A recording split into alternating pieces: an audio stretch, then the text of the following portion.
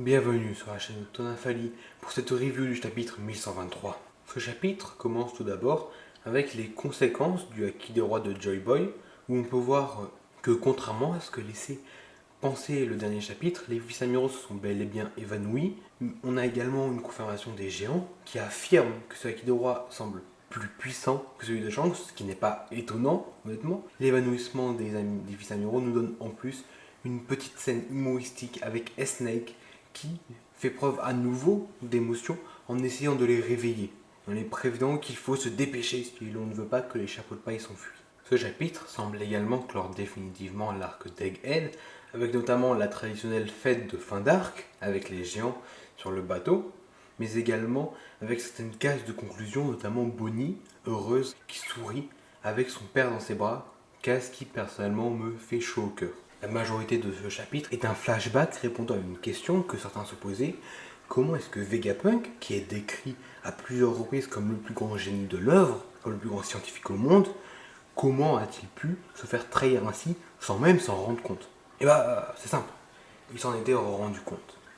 On peut voir du coup que grâce à des erreurs dans les calculs qui n'étaient pas censés arriver, il a compris que de l'énergie avait été prise au Mother Flame.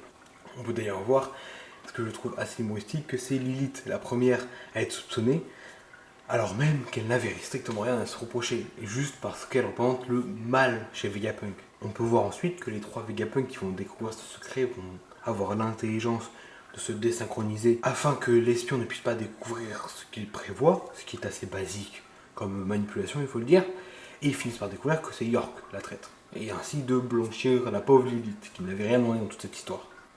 Et on apprend d'ailleurs notamment que York a réussi, sans trop qu'on sache comment, à synchroniser des fausses données. Voilà, donc du coup là on se demande un peu comment c'est possible ça. Comment est-ce que c'est possible que Vegapunk ait laissé les satellites choisir ce qu'ils synchronisaient. Parce que du coup, c'est-à-dire que York, elle a choisi de ne pas synchroniser ses souvenirs, mais de synchroniser autre chose. C'est-à-dire que Vegapunk a laissé une possibilité aux satellites de lui cacher des choses. Bon, ça, pour le coup, c'est pas très malin, de mon point de vue. En tout cas, on apprend d'ailleurs que les Sea Beast Waypoints ont été utilisés comme messagers, ce qui nous explique du coup comment est-ce que York a pu faire livrer une partie de Mother Flame au Gorosei sans que les autres Vegas ne s'en rendent compte, tout simplement parce qu'elle a utilisé les Sea Beast Weapons, même si je me dis quand même que ça doit se voir, un Sea Beast Weapons qui part tout seul pendant plusieurs jours, le temps de faire l'aller-retour, enfin même peut-être plusieurs semaines. Bon, c'est quand même original qu'ils ne se sont pas rendus compte tout de suite. On apprend aussi que Vegapunk a inventé une technologie lui permettant d'écouter des conversations passées qui ont été faites grâce à des escargophones. C'est notamment ainsi qu'il captera l'ancien échange entre York et le Gorosei. On peut voir que les trois Vegapunk, même si je puis dire, prennent cette nouvelle de manière assez fataliste en fait. En se disant, bah de toute façon c'est fait, elle nous a déjà trahis, le gouvernement est au courant, on n'a plus nulle part où se cacher. Bon, évidemment à ce moment-là, il ne savait pas que les chapeaux de paille viendraient les aider, et même s'il l'avait su, peut-être n'aurait-il pas changé d'avis au final. Le fait étant qu'ils se sont dit, bon, on va mourir, comme Ohara a été éradiqué, mais contrairement à Ohara, et ce que je trouve assez beau, ils se disent, bah, on va perpétuer la volonté d'Ohara, on va faire ce qu'Ohara n'a pas pu, faire porter sa voix, faire en sorte que notre voix soit entendue partout dans le monde et que la volonté d'Ohara subsiste, qu'elle perdure. On verra aussi que les Vegapunk ont l'intelligence d'effacer leur propre mémoire afin qu'il n'y ait pas de troubles dans leur comportement, qu'il n'y ait pas d'indices qui puissent indiquer à York qu'ils sont au courant en fait de ce que prévoit York et de la trahison. Et donc ce chapitre se conclut sur le fait que Vegapunk a gagné, même s'il est mort, il a gagné. Une chose sur laquelle on peut s'interroger par rapport au dire de Vegapunk, c'est tout d'abord la fin de sa lettre à lui-même, qu'il s'adresse après s'être effacé la mémoire. Elle termine par une dernière chose, trois petits points.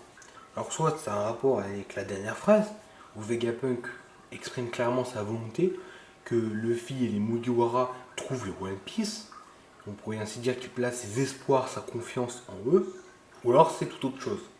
À ce moment-là, peut-être que ça aurait un rapport avec notre phrase que dit Vegapunk plutôt dans le chapitre à propos du gouvernement mondial, en disant que plus il en apprend sur le gouvernement mondial, plus c'est mystérieux. Et ça, on en parlera un peu plus tard dans cette review. Au final, ce flashback met bien en évidence que Vegapunk est un scientifique qui avait envie d'un monde meilleur, qui avait un rêve, et qui a succombé tout en sachant qu'en accomplissant ce rêve, il créerait quelque chose qui, mal utilisé, pourrait être dangereux.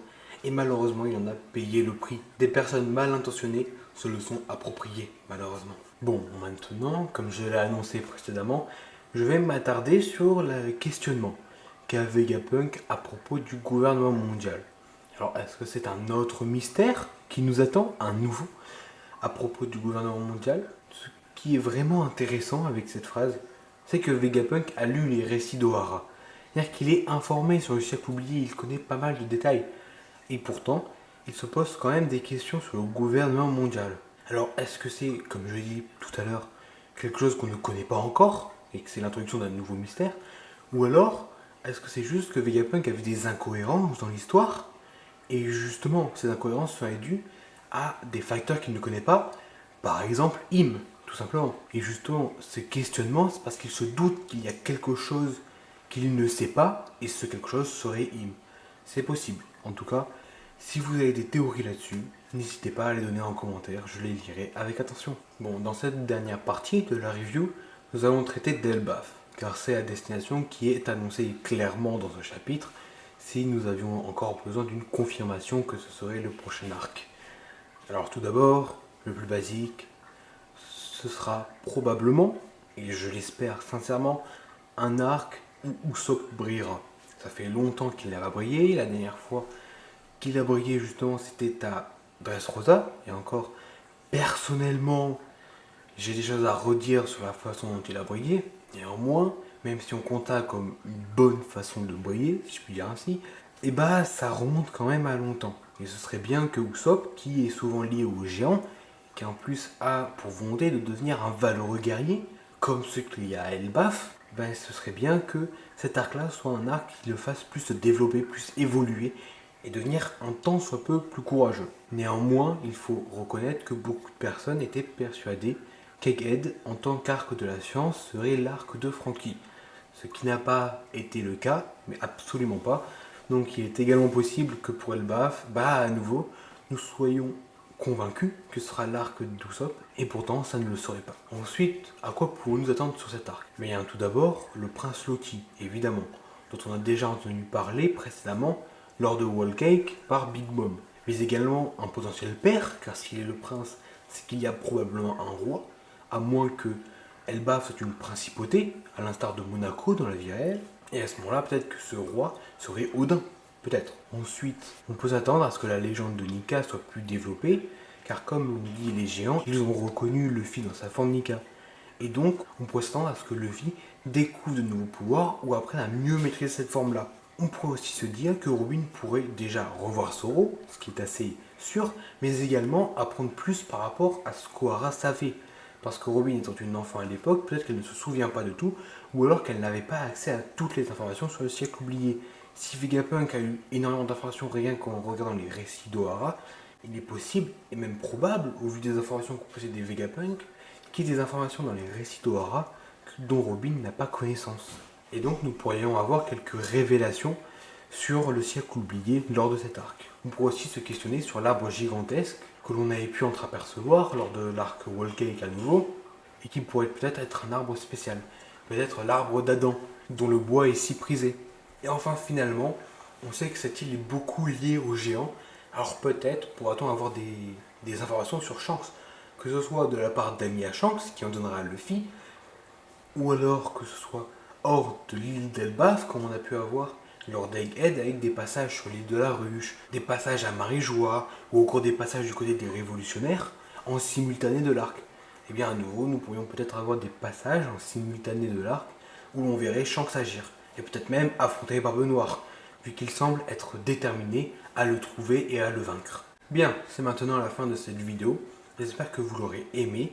Si c'est le cas, n'oubliez pas de la liker, de vous abonner pour ne pas louper les prochaines vidéos, de mettre un commentaire pour me donner votre avis et de la partager à vos amis.